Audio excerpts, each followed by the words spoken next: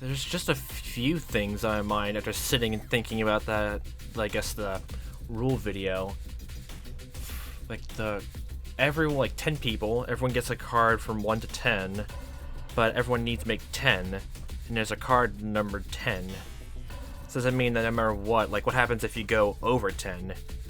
Like, oh boy, this came to mind, like, okay, dog. But, so, like, if it's like you go over 10, like I'm using the example as blackjack, then if you go over, like, 21, like, does that mean you immediately, like, automatically lose, like, for teaming up? I guess that everyone will go to that assumption, since the whole main game is just to combine cards and group together with 10. There's also the option to basically give cards away. And also, like, it says if you pair with someone, you have to continue pairing with that person, like, in later rounds. Does that mean that basically, if, for example, let's see, for example, what would be good? Let's say, like, a person, like, 2 people, one with a 1 card and a 9 card go together.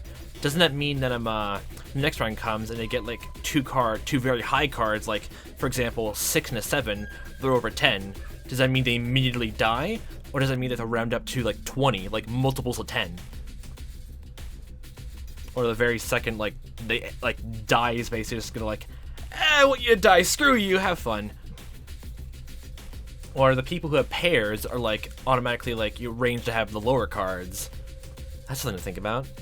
And I'm thinking, like, it's like and since you're forced to be in these groups to combine and pair, that means the group has to become bigger and bigger and bigger as things go on. So literally, like, by the end, it's gonna be like one large group. So what happens then? If, you know, you're all forced to, like, you know, combine cards together, there's like a finale round for them? Or is it the end of it? Like, if that was the end of the game, then that would be the most primal thing, but there's no clear win here, like in the rule video, so that's obviously gonna come at some point, so yay. Dice suddenly assumed a more authoritative and professional tone that clashed with their previously flippant attitude. Yeah. I'm never getting over that. The name of the game is Make 10. Really? At the start of the round, players receive a digital card numbered from 1 through 10 that is tied to their personal biometric data. Biometric? Biometric? Personal what? This number is a secret, known to you and you alone. Unless you choose to share this information with someone else. Even though there was like a rule in the video that basically said, like, well, it was a tip actually, not a rule, that since they're all digital, you can't really, you don't have a physical card. And people could be lying about theirs. I thought there might be a rule that you can't share information, but that wouldn't make sense then if you want to incentivize people, like, grouping together in that. In order to win the game, you must team up with other players to make exactly the number 10. No higher, no lower.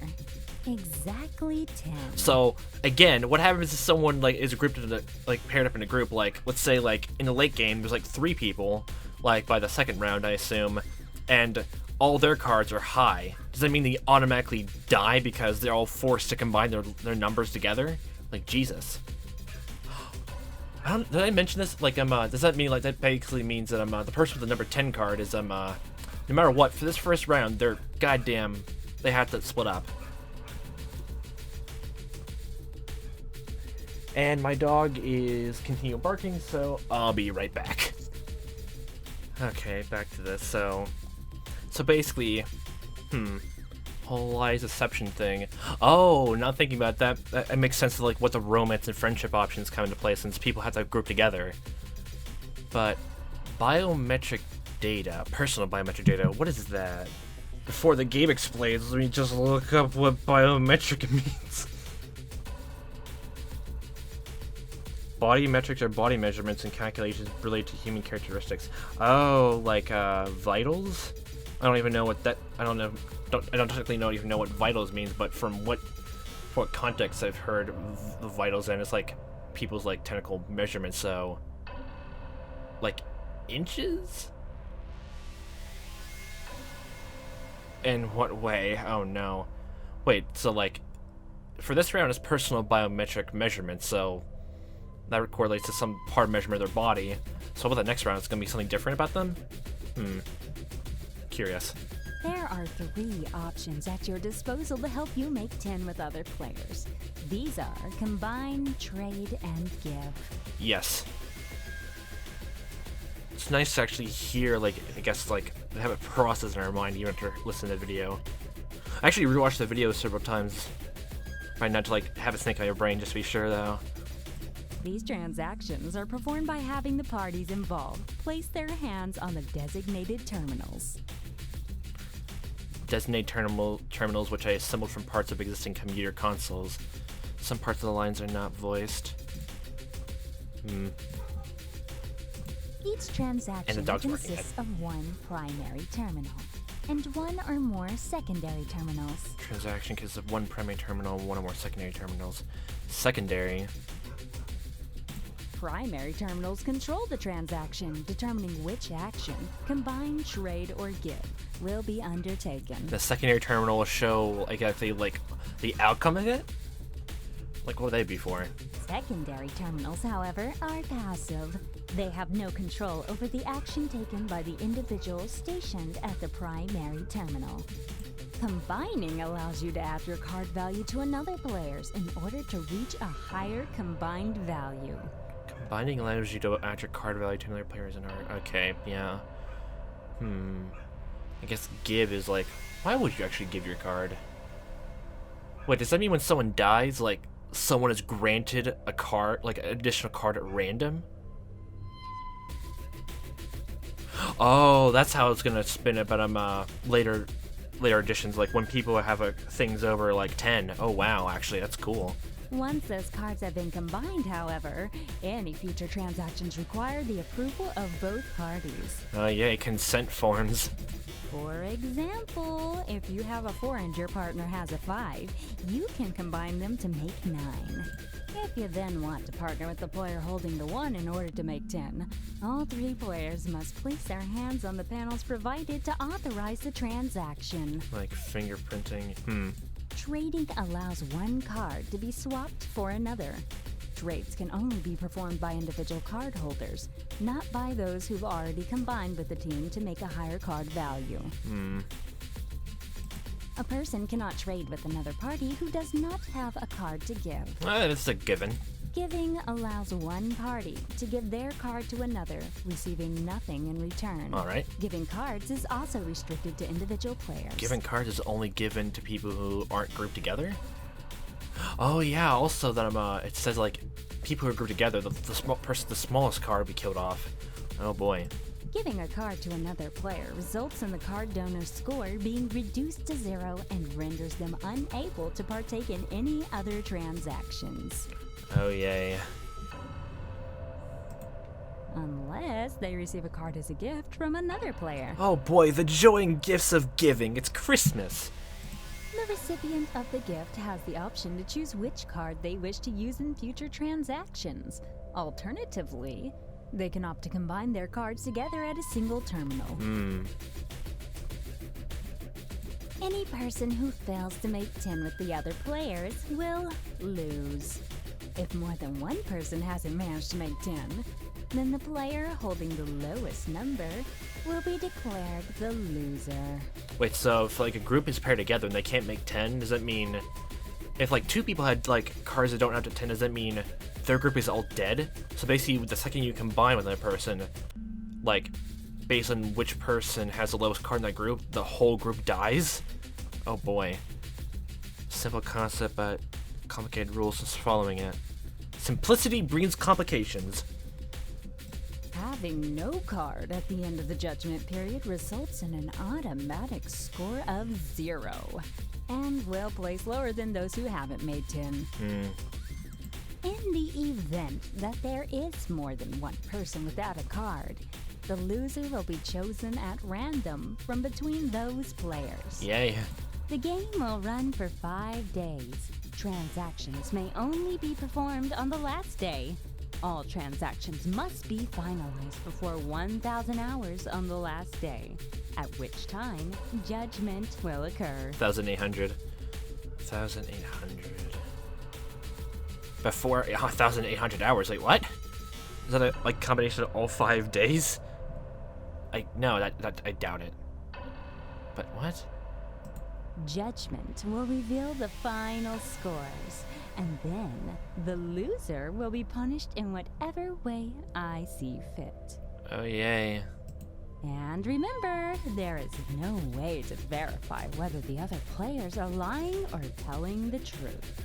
Nevertheless, players cannot guarantee their own safety without teaming up with others. Unless they purposely show that the card is, but... Is there even a way to show your cards digitally? We need to mess with the interface in the primary and the secondary terminal to figure stuff out for that. Unless they start the game with the 10 card. I called it. Need me to repeat? Can you please repeat game instructions? I think I got it. If I get confused or anything, I'll just go back to this later. Fantastic. Now, Captain, I'm going to have to ask you to shuffle off so that I can tell what their card number is. Oh, well, this is the thing that I was thinking about during this whole game is that I'm gonna pause right here. That I find it kind of strange. I feel like this is to like basically every game with voice acting. I would find it finding it really weird how your character basically you can choose what your character's name is. It's still voice acting and decide the voice acting just skip over the name. Like, wouldn't it be better if I know it's supposed to be you putting yourself in there. Like, oh, maybe that is the point because it's a romance and mystery. There's also supposed to be lots of twists and turns, but I'm just wondering why you would have voice acting if you can choose name yourself, and obviously the voice acting is not going to account for what name you're going to pick. It could be literally just any combination of numbers or letters. It's just a small gripe of mine, but not really a big one. It's more of a nitpick. But continue on. I understand. We all do. Kimiko nodded briskly and walked out of the room, leaving me alone with a creepy hologram. So, what's my card number then? Is it a 3? You have been assigned card number 5. Oh. You have 4 days remaining to decide who to ally yourself with before the next crew member is deleted. I wish you well in the games. Fight hard. Biometric measurements. Is this on a scale literally 1 to 10 about how fit everyone is? I doubt it, but Jesus, we're completely average. Dead in the middle, but that means if we're gonna with a group or partner manage to get out of the first voting session, if we're not leaving other people grouping up and us not being the lowest card as up to chance, doesn't that mean that that means we either have a group with up to 2 people, or someone has to give me their card. Which, at this point, right now, I doubt giving a card is not going to help anyone out of their case, unless they're really suicidal. Which, God, no.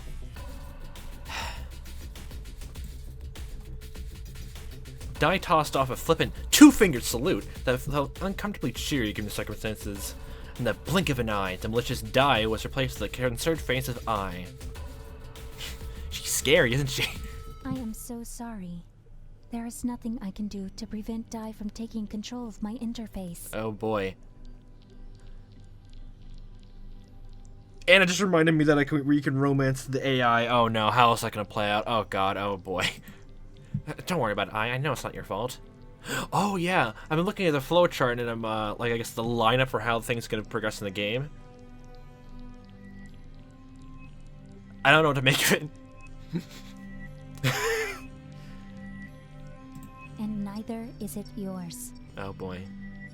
Well, if I'd assign blame to someone, I'd be the person who ever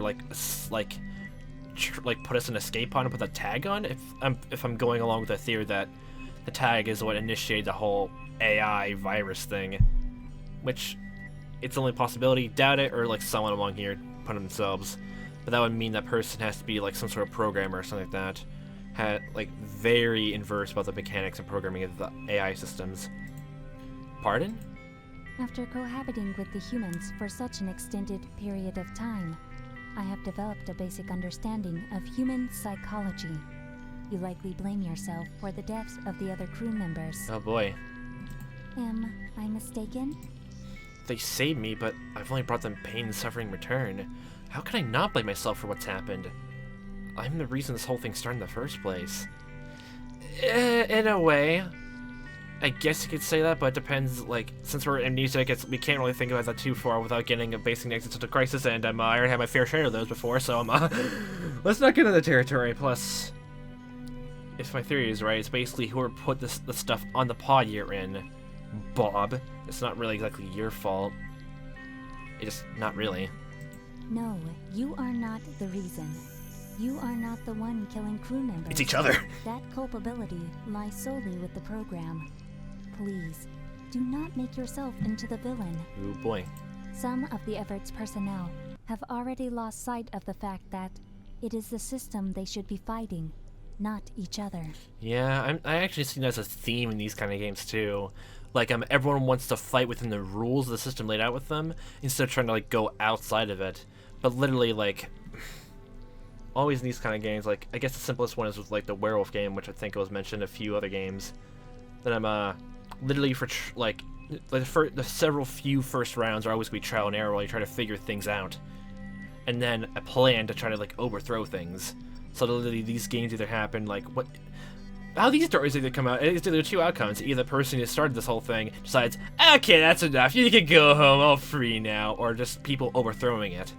That's literally all you can do, and who wants to just sit here and just be like, and wait for the person who caused all this whole dead thing to happen just to say, I had my fun, you can go now. Who wants to wait around for that? Who wants to wait around for that? The captain is currently approaching your quarters. She is nearly at the door. Shall I open it? No, deadbolt it. Wait, are there deadbolts in future technology? Laser beam it. Sure, go ahead. Dang it, well. The captain jolted back to the sun opening door, her hand still poised above the intercom button. As their gaze met, she abruptly moved her hand away as if she somehow embarrassed at being caught in the act of doing something so mundane. Oh yay, social anxiety. Oh hi! Beside her stood a blonde-haired woman with a friendly demeanor. This is Sora Carmine, the Everett's navigation officer. Hello. Hello, it's lovely to meet you. Oh, you're nice. Oh, aren't you the spitting image of your father? What? Thank you. What the fuck? Sora is going to escort you to lunch. Did you... Please don't tell me you found Bob's parents. Like, did you only pick up our pod? Or does everyone know what the first generation researchers look like? I'm gonna assume that, but... Hi, nice to meet you. You look just like your father. I guess some people do that, but I don't like that. I don't like that at all.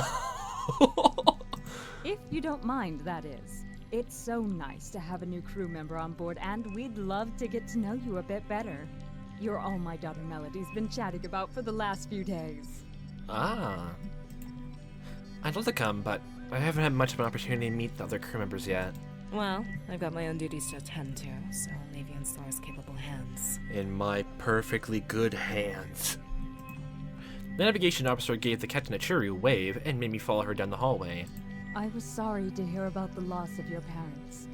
They were remarkable people. What happened to them, actually, since we're all three of us from escape pods? Like, did something happen with their pods? Like, malfunctions or whatever? Even though they were cooped up in their research lab most of the time. Whenever they did come out to join the rest of the crew, they were terrific fun. That's nice to hear. They used to tell me all kinds of stories with the Everett's crew members. Nothing too saucy, I hope. No. The worst story I can remember was one about a Russian crew member sneaking to the kitchen and stealing potatoes so that he can make his own vodka. Can you really make alcohol just from potatoes? Well, I don't even know how beer is made, because the only thing in my head that comes to mind is just the words wheat juice, and that's it. So, anything's possible. Make rubbing alcohol from grass. Oh my god, isn't that what tequila's made out of, actually? Something like grass? Or am I completely wrong? Oh no. That was Vladimir. He was quite the scoundrel back in the day. Sometimes I'm surprised they let him join the crew at all, to be honest. Ah, here we are. You see, Vladimir he's very a pragmatic person. He can manage to make anything out of anything. He's a viable asset to the crew. To get everyone wasted. After walking down what seemed like an endless hallway, right at a closed door that looked virtually identical to the others, the words Eco Lounge were printed opposite the door. Oh, I just realized I haven't been keeping track of how many people there were. Like, there's 10, so... Kimiko... Oh, I forgot her daughter's names. Sora, that's 3. Then I'm, God, I forgot everyone's names. I think Nicholas. Then I'm, Beatrice, that's 5. Then the guy we met, the nice guy we met, like, we're waiting in the room, that was 6. So we need 4 people? As the door slid open, I discovered that I couldn't have been more wrong. Whoa. I was rendered absolutely speechless by the lush garden that spread out before me. I heard the rustling grass beneath my feet as I entered. The sweet honeyed scent of flowers pervaded the air. It was the most greenery I'd ever seen in one place. It was beautiful. Welcome to the Eco Lounge. Wow. Sorry to have kept you waiting. Where'd you go? Mommy's here! Oh my gosh, that's adorable. She's a T-Rex. A little girl with a shock of pink hair and a cerise dress bailed towards us. Oh god, her face lighting up with a bright smile on her mother's return. Then tackle mom. What took you so long? 7. Vladimir. Oh, so you're Oh yeah, we're technically the 2nd generation, but we're still around the same age as everyone. From the sound of it, it seemed like almost everyone was like our parents are basically like very more older than everyone, so So you're part of the 1st generation crew, huh? We have a guest joining us on our picnic today. Allow me to introduce you. The man clad in a lab coat with silver-streaked hair, bushy eyebrows, and a genial smile stood up from a picnic basket as we approached. He took a few steps toward us to meet us and offered me his hand. We exchanged a firm handshake. Nice and firm and hard grip. It's nice to finally meet you. This is my husband, Vladimir Stanislavski. And this is our daughter, Melody. But you make the best music, Melody. Hello, Melody. I crouched up beside her so we can see eye to eye.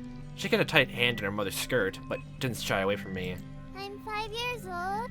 My favorite food is carrots. Nice to meet you. Aww. I'm pleased to meet you too, Melody. That was a very good introduction, sweetie. And my immediately next thought was people were gonna try to kill her. Oh god, why does my mind do this? Oh no, I'm imagining so many horrible things happening now. Oh, yeah, okay, forget, toss those thoughts away, stop it, no, don't think death right now. You know something? Melody grinned at me, proud of her mother's compliment, then raced back to sit down in the picnic basket. Oh, the picnic Blake. Sit, drink, smile. The SDS. That's 1 letter away from SOS. Vladimir poured me a glass of lemonade and pressed it into my hands. Sora patted the space next to her with her hand. Come and enjoy the picnic. Okay. I sat down next to her. Here, have a sandwich. Thank you. I didn't realize how hungry I was until I bit into the roast beef and salad sandwich. Roast beef and salad? There's literally just like... Well, the roast beef, yes, but like tomatoes and lettuce in that? For salad? Steak sauce dripped out on my sandwich and slipped down my chin in thick streaks. I reached out with my napkin and wiped them off as best I could. The food distracted me for a moment, but I quickly became conscious of the fact that this was an opportune time to finally get some of my questions answered. Time was ticking away, and I only had a few days left to partner up with someone to make 10, or I'd be royally screwed. And we haven't met everyone yet, and I'm willing to bet there's going to be more people who are angry towards me because we just came and... Doesn't it mean, like, someone else was voted off, so that technically at the start of this game there was 11 people.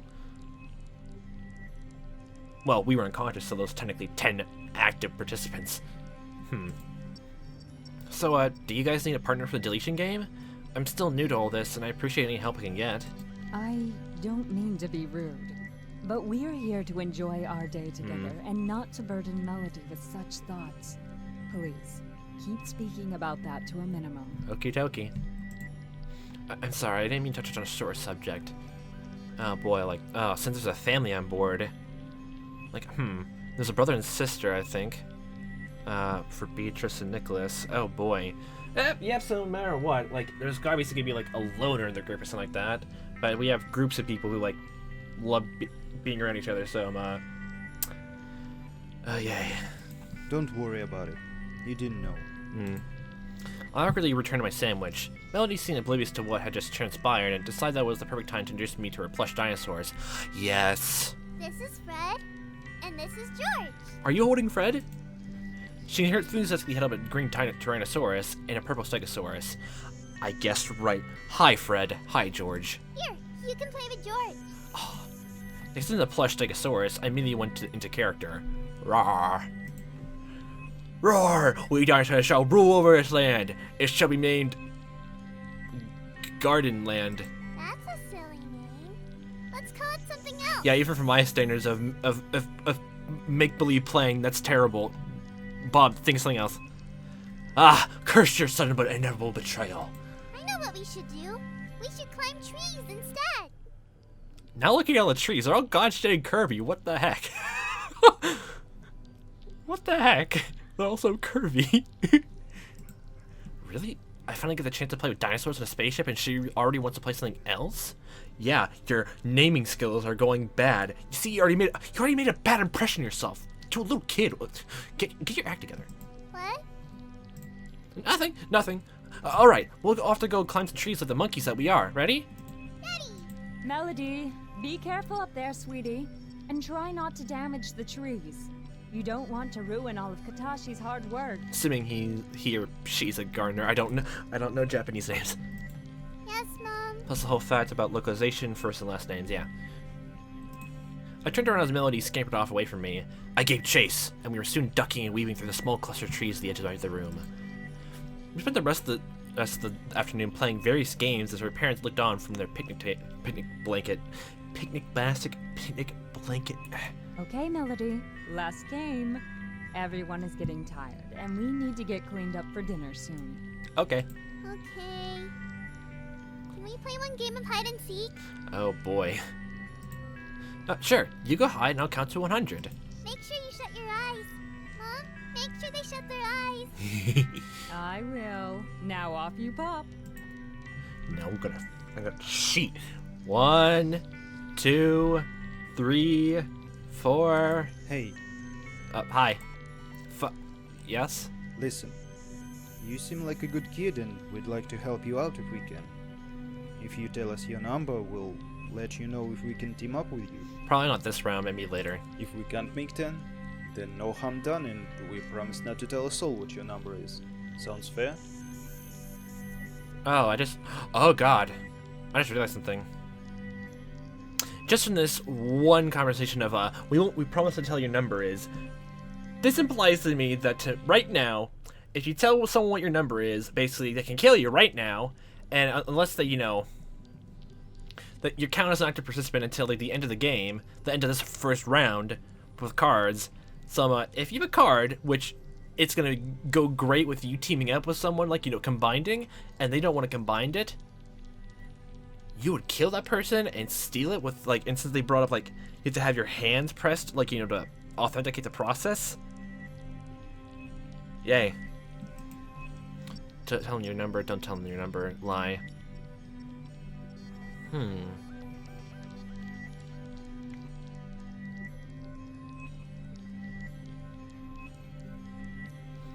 Never mind, we're racing back to that whole thing. 5.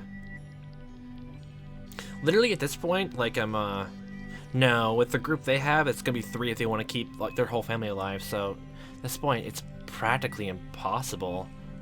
Well, unless they want to combine with me and Melody or one of them to Sora or Vladimir. If you try to make a big group of people to combine right now, that's gonna put you in so much trouble the next round. like, legitimately. It's better to have, like, small teens, but,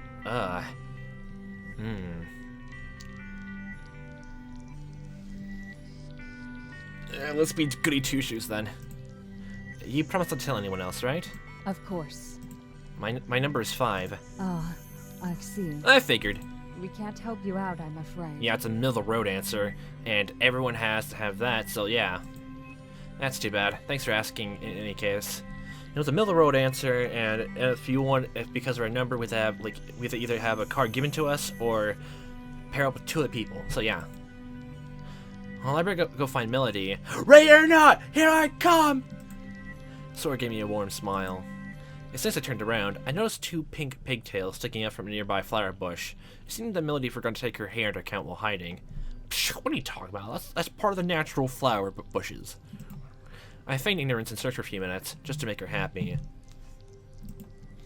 Where's Melody gone? I can't find her anywhere. Melody? Melody? Where are you? The mulberry bush giggles and walk by it. Found you! I gave Melody a soft pat in the head, and she squealed and ran back to her parents. I didn't know it was possible for someone to have that much energy. Most people do. I trudged back to the picnic spot, trailing far behind her. She'd really worn me out. Well, now you got some exercise in on this shit. Is there a gym here? I bet there has to be. Get those muscles up. Endurance or stamina or whatever. Vladimir and Sora had already started packing everything up. The picnic blanket thrown unceremoniously over Vladimir's sturdy shoulders. All right, Melody. That's all for today. Time to go home. Vladimir has a great looking cape. Dun. We want to keep playing. Nah. Listen to your mother, dear. She said we're going, so we're going.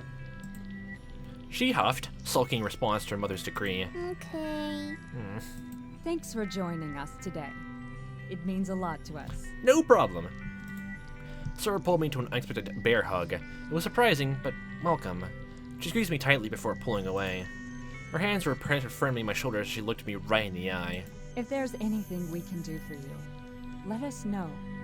You're part of the Everett's crew now, and that means your family. To all 3 of you, but I already know people have a different lookout for that. Stories about your parents, or spend some time with Melody. Our door is always open to you. You got that? Can do. Okay, got it. Well, I better go clean after before dinner. That was just our brunch. She tapped my shoulders twice encouragingly and then released me. If you go out this door and turn right, you'll see a doorway covered with some cloth. Those are the bats. Ah. If you ever get lost, just call I and she'll sort you out. Okay. Thanks. Although spending the day playing with Melody had been quite soothing, I couldn't help but wonder if I should have spent my time more productively. Oh, pshaw. If I couldn't find the people to ally with soon, then I was sure to end up on the chopping block. This is the kind of game that required you to rely on other people to win, unless you were lucky enough to get the 10 card from the start, but that is, all I had was a measly 5. Dead in the road, straight middle. But now I'm still thinking about, when people have, like, numbers going over it. Obviously, like, when you have pairings like that, you, like, give your cards away to someone. I needed others to make it work. But how? I was the outsider. Why would anyone place their trust in a complete stranger? Went to the bathroom. It appeared to be empty. Hello, sailor. Oh, no. A voice whispered in my ear from behind. I jumped forward, startled, and had to steady myself on a nearby wall. Petrix, you scared me half to death! I didn't hear you come in. Truth be told, I followed you in. I guess that makes me a stalker. Do you like that? No. But I didn't know that this I think go talk to everyone and romance or friendship then. Oh yeah, also like if you like choosing male or female like basically determines if you have friendship or romance routes, oh boy. I'm not sure to respond to that. You can make up your mind later. In any case, after you finish here, would you be a dear and come to the medical bay? I would love to spend some quality time with you. Okay.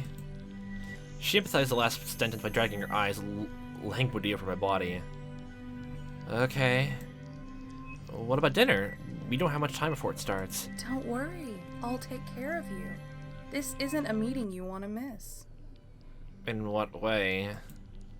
Alright. Let me clean up and I'll be right there. I'll be waiting for you. Okay. Okay, your face. Jesus. Beatrix's curious request to meet swirled through my head as I lathered the shampoo into my hair, still grimy with sweat from today's exertions. I thought I'd go see what she wanted and wrapped up my shower as quickly as possible. I towed myself off, dressed, and found my way to the medical bay with Ai's help. Good afternoon. It's good to see you up and about. It's nice to finally be able to stretch my legs, not to mention leave my sleeping quarters. I imagine it would be. I'm supposed to be meeting Beatrix here. Is she around? Enough chit-chat, Nicholas. Oh boy.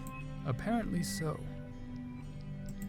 I spun around, realized that Beatrix had been in the whole time, concealed by medical equipment from her vantage point in the corner of the room. Okay. I asked you to come here for a reason. And what reason was that which you vaguely asserted? And what reason would that be? We'd like you to share information with us about the Deletion Game, if you're willing. Oh boy. In this game, information is power. So we're going to offer you a deal. 2 for 1. We tell you our numbers if you tell us yours. It's a simple information swap, but you must be honest. Must. Why me? We feel a certain duty of care. You were unconscious most of the time, but Beatrix and I didn't leave your side for 4 whole days. By the end of your stay, we felt close to you. Okay. Regardless of whether the twins were being honest with their reasons for helping me, the fact that was I had to start trusting someone at some point. Lying or refusing to give information would only result in missing out on allying myself with the people I needed to. There was no other choice. It was do or die time. Or we reject everyone and just we go and survive with the skin of our teeth by the end, which I doubt for the first round, but eh. Well, it's a basic guarantee the next round I can assume. Okay, information swap then. After you. Oh no, it's too easy for you to go back in your word. You go first, I'll go next, and Nicholas can go last. How's that? I was literally about to suggest that. Very well. My number is 2. 7. I got a 5. That's wonderful. I have a 3. If we combine all of our numbers, we make 10 and are safe. Oh boy, oh yeah. What do you think? Will you team up with us?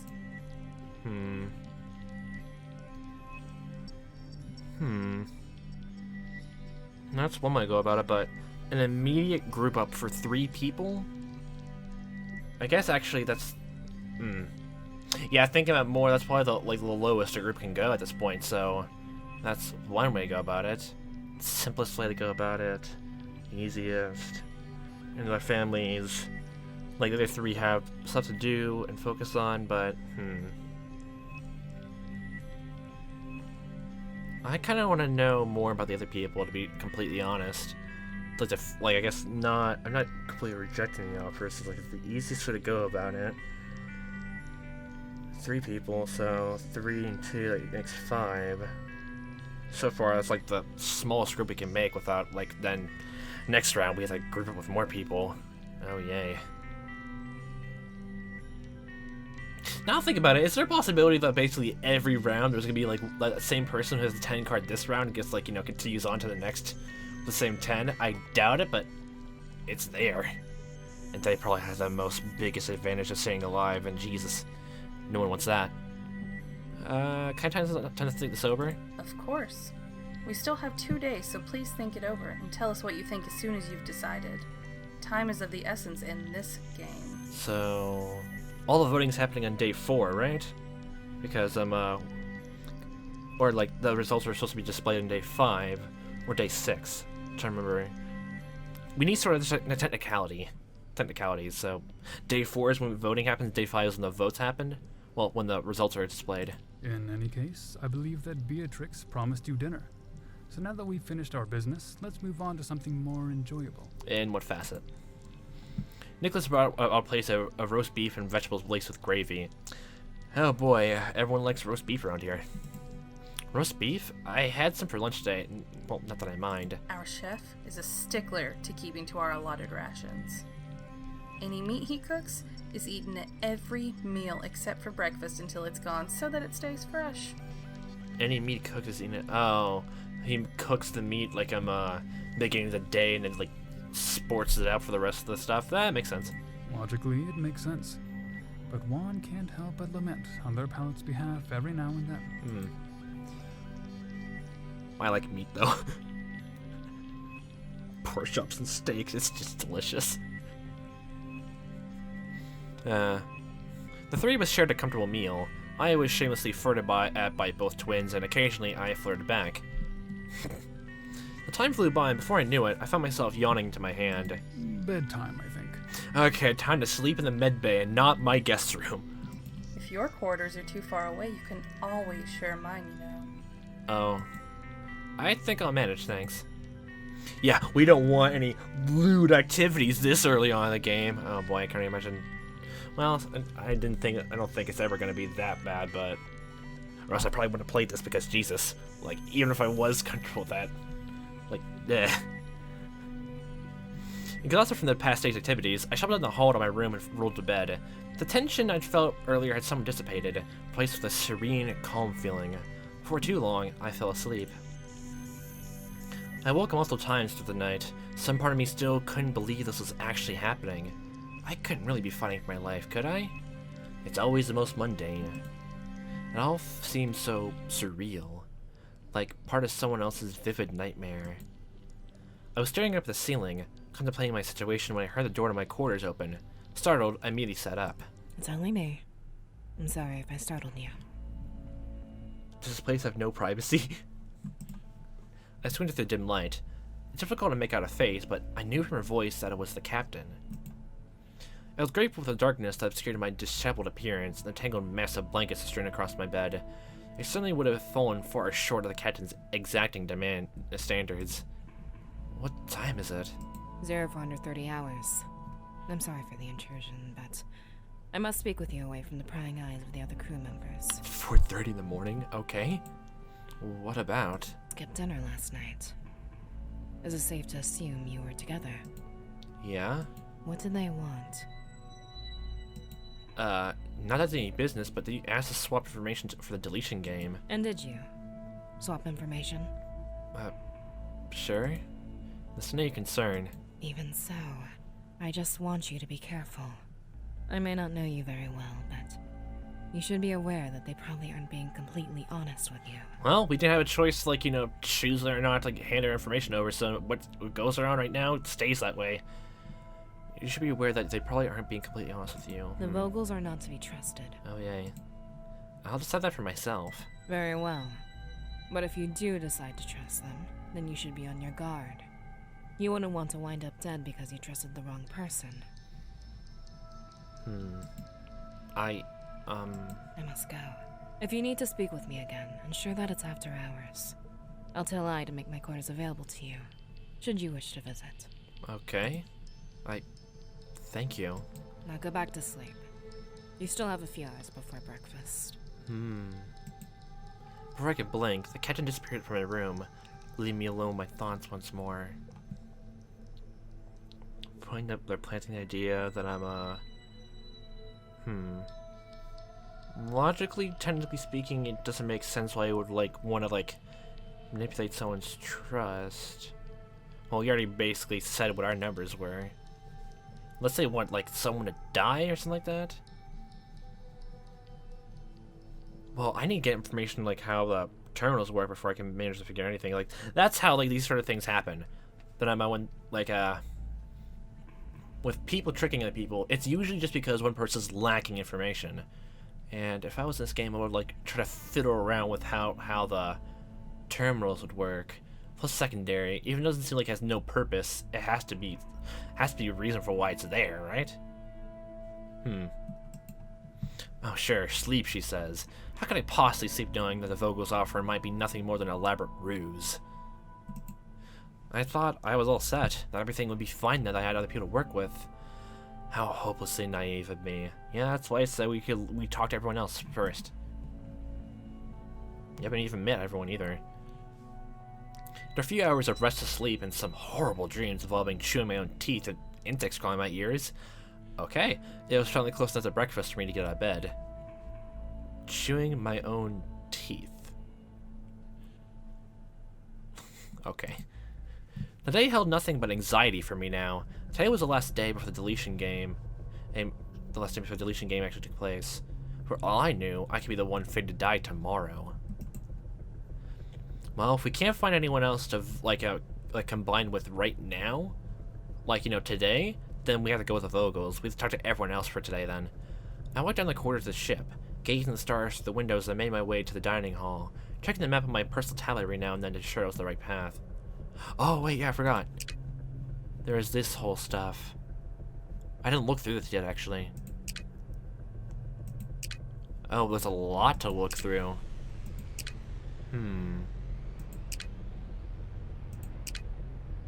Personnel files. Oh, okay, I'm gonna assume... Oh, this seems definitely like a Patreon. Or like crowdfunding. Like file messages. Some of them...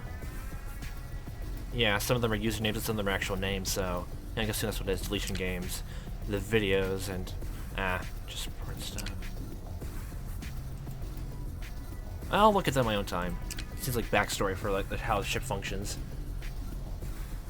I walked down the corridor of the ship, gazing at the stars through the windows, and made my way to the dining hall, checking the map on my personal tablet every now and then to ensure I was on the right path. So our best plan of action right now is either talk to people and maybe like gauge personalities. I wouldn't mind talking to him. Oh god, I forgot his name already. That guy we talked to in the, like when we were we're waiting in our quarters from the captain. That guy. Wouldn't mind talking to him again. And everyone else. I think there's 3 or 4 remaining people left that we haven't seen or spoken to or heard any mention of. Then we can make a decision based on the voting. Yeah.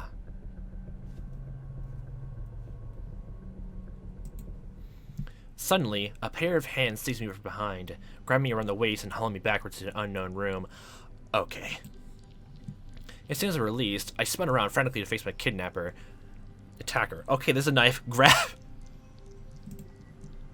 Oh, hi. Okay, I think you're the cook. You guy.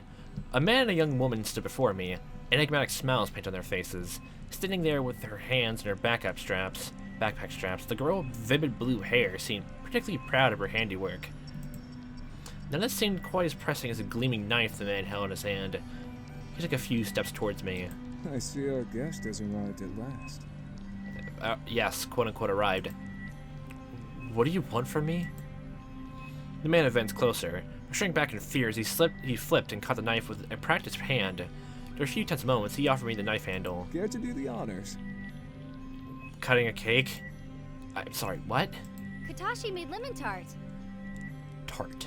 Tarte au citron, actually. Okay. They're the same thing. Technically speaking, one's in different language, so yeah. I usually don't encourage the crew to eat sweets before breakfast, but I think we can make an exception on this particular occasion. Please, sit. Katashi pulled out a chair at the nearby table and gestured me for me to sit down. Once I taken my seat, Katashi squarely slid the plate of lemon tart towards me. The pastry was a lovely golden brown, and lemon custard centered a gentle wobble to it. Like gelatin? I had no idea what a tart is. My first instinct is just like gelatin pie or something like that. I gingerly cut 3 small pieces before handing the knife back to him, just like paperclip sized. You don't want more? Katashi's a really good cook, you know. That's insulting because I've never had lemon tart before. I want to be sure if it tastes good to me because I have different preferences than your taste buds. Even that's actually rude, so oh gosh, I just made myself worse. That's plenty big enough. You wouldn't want to spoil your appetite before breakfast, would you? No, sir. Katashi quickly plated the pieces and handed out forks with an air of accomplished chef. Fork in hand, Shizuka began to scarf hers down with great enthusiasm. Scarf or just lift up and shovel? I thought that something sweet might help soften the blow of our little kidnapping here. Sweet equals soft, okay. It certainly helps. I'm Bob, by the way. The name's Katashi Ikari. I'm the Everett's agricultural engineer. So you help work on the plants, and I guess you're the chef, so cool. Hello, my name's Shizuka. You're great. I'm sorry? The young woman had her mouth full of lemon tart and seemed preoccupied with trying to steal Katashi's portion off his plate while he was distracted. Katashi deflected Suzuka's sneak attack without missing a beat. This hot mess is Shizuka Himura, the linguistics officer. But she also handles navigation duties from time to time. A linguist. It has to make sense for language duties. We understand that you've been forced to participate in this round of the Deletion Game. So we wanted to propose an alliance of sorts. How so? We want to win this game, but to do that, we need allies. I'm well aware of that, but what makes you think that our numbers are compatible? That's easy. I already know your number is 5. Oh, yay. Sora, thanks. How did you know? Lucky guess. Wait, so you really didn't know? Nope. You can also do that from cross-elimination based on overhearing other people saying, so yeah. Ignore her antics. What we really brought you here to talk about was the game itself. Everyone's so preoccupied with finding a partner that no one's really looking at the bigger picture here. And what bigger picture in your mind is this? Also, it doesn't technically really matter if we tell like what our number is to them. Like we're gonna either someone finds out by tricking us or basically by our own volition. There's a better way to determine the loser. As a group. Oh. Well, what do you have in mind? There's 10 cards, right? If we all came out and told each other our numbers, we could directly influence the results. Yeah, and obviously there's gonna be that one person who doesn't want to be that way and wants to help convince everyone else not to do that. And as the group dwindles and dwindles later on, since we have groups of people here, I'm assuming you two are close together or something like that, I assume. Then there's the Vogel twins and then the family of 3. Yeah, it's gonna be harder and harder to do that. Ugh. 1 would pair up with 9, 2 with 8, 3 with 7, and 4 with 6. Then whoever was left with a 5 would be eliminated, right? Yay. We need to work as a team, the whole damn crew. This game isn't just affecting us. It's affecting the chances of every human being who's relying on us to finish this mission. I mean, I'm wondering why, There's obviously, two different type of people be because of our position right now in terms of, our context of being on the ship. Basically came here, and let's kill everyone, so why not vote us off because we're, I guess the seemingly cause of it. That, or people want to kill us off because, literally, we don't know anything about you, so how do we know that you're trustworthy, that kind of stuff. There's gonna be other people saying every life is precious. Let's get rid of the least trustworthy right now in terms of people we actually know, then figure out everything from there. Oh yay. Shizuka and I think our best option is to vote as a group on who we think contributes the least to the overall mission. Yeah, that's one way to do it. Think about it. The person chosen for elimination would be expected to voluntarily trade their card with another player, finishing the round with a 5. Finishing the round with a 5. So you're suggesting that the person who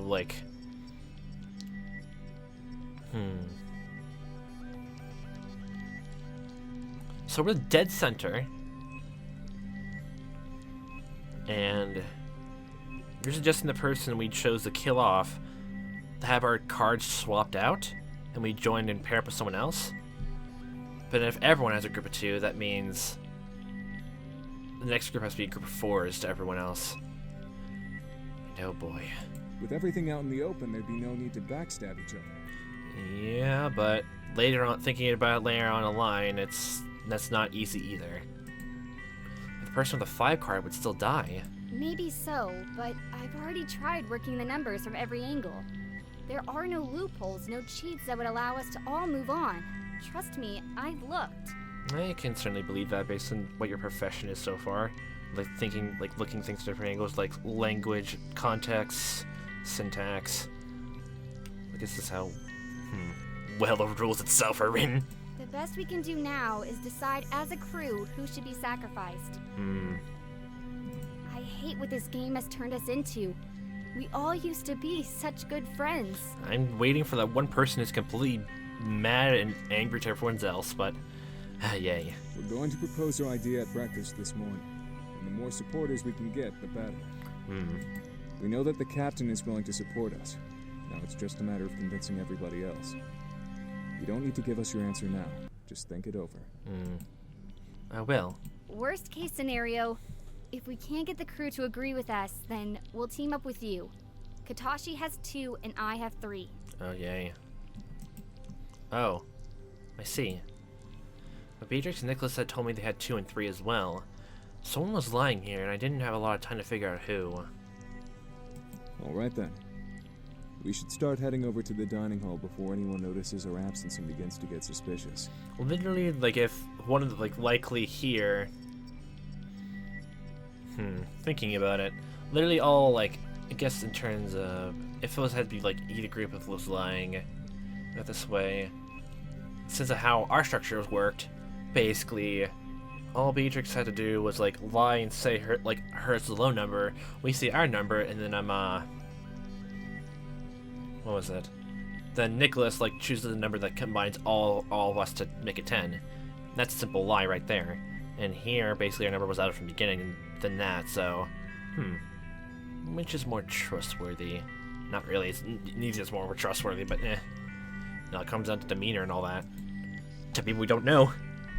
I followed behind Katashi and Suzuka in a daze. As we made our way to the dining hall, I still wasn't sure what I was going to do. Once again, I found myself lost in thought. On the one hand, Nicholas and Beatrix had told me they had a combined total of 5. If they were telling the truth, I'd be safe if I teamed up with them.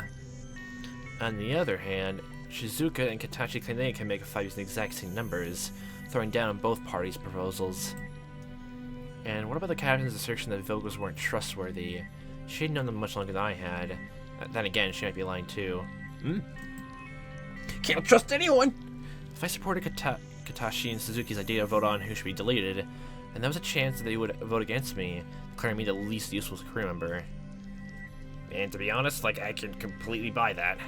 Like, why everyone would go to that, because of our context.